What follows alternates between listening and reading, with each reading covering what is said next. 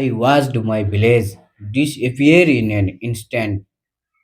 Brothers and sisters, on Wednesday morning, I was on my way to work in Kathmandu, capital of Nepal, when my wife called me with a voice full of panic. She told me that the Trishuli River had flooded and that our childhood home, Sol Bazaar, along with nearby Betrawati, had been destroyed. At first, I refused to believe it. I refused to believe it. Soul sat high above the riverbed in centuries of memory. The water had never reached our doors. But as the morning progressed, my phone became a portal of nightmare. Every attempt to reach my family failed. Phone's lines went dead one by one as signals were swallowed by the rising waters. When I finally connected with a relative in Nuakot, her words tore through me. Her words tore through me. There is nothing left in the village. There is nothing left in the village. Most of the people are gone.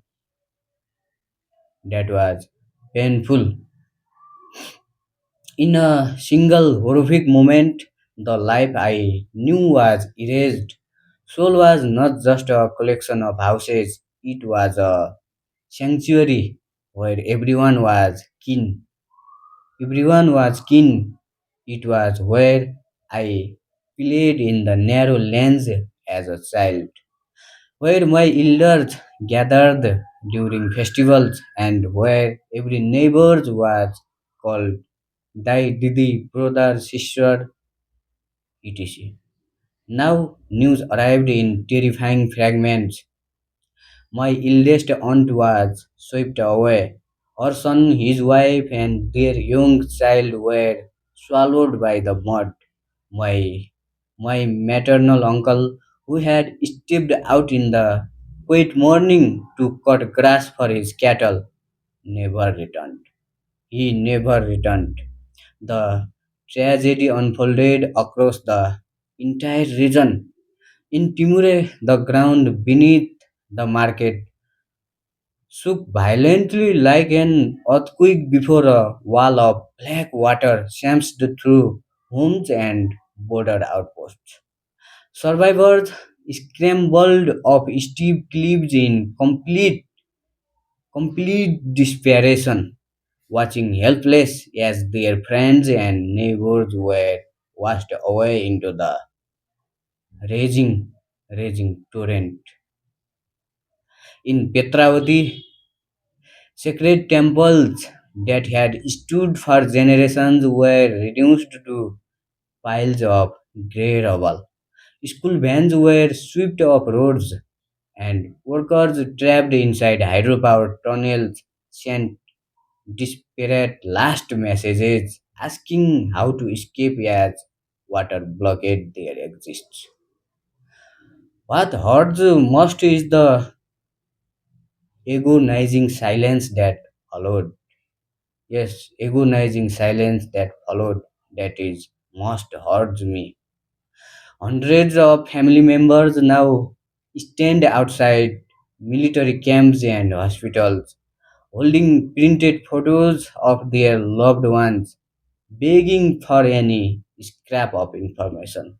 Mothers are searching for children who left for school and never come back. Yes, never came back.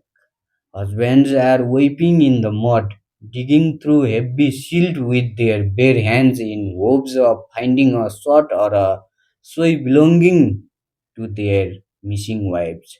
The flood took more than physical infrastructures. It stole our heritage, our livelihood, and our future.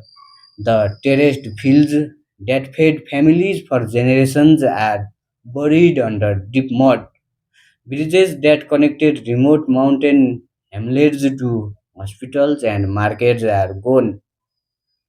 They are gone, leaving entire communities stranded without food, clean water, or electricity.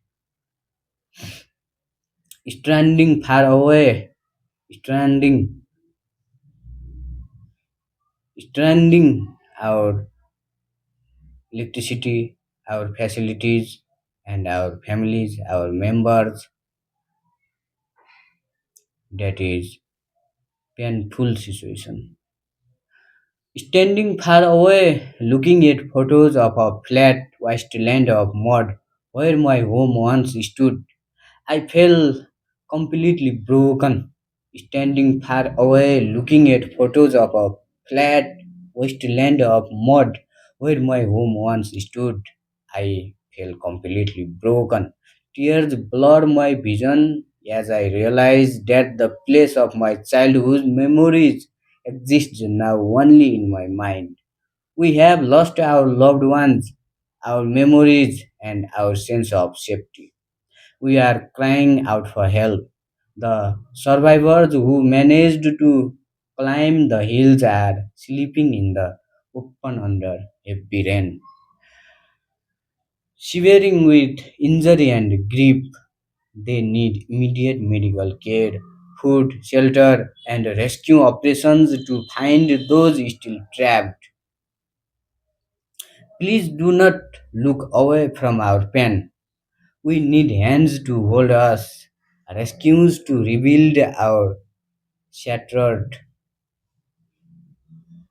rescue to rebuild our shattered lives, and prayers for those whose voices were silenced by the river. Thank you so much. Please help us.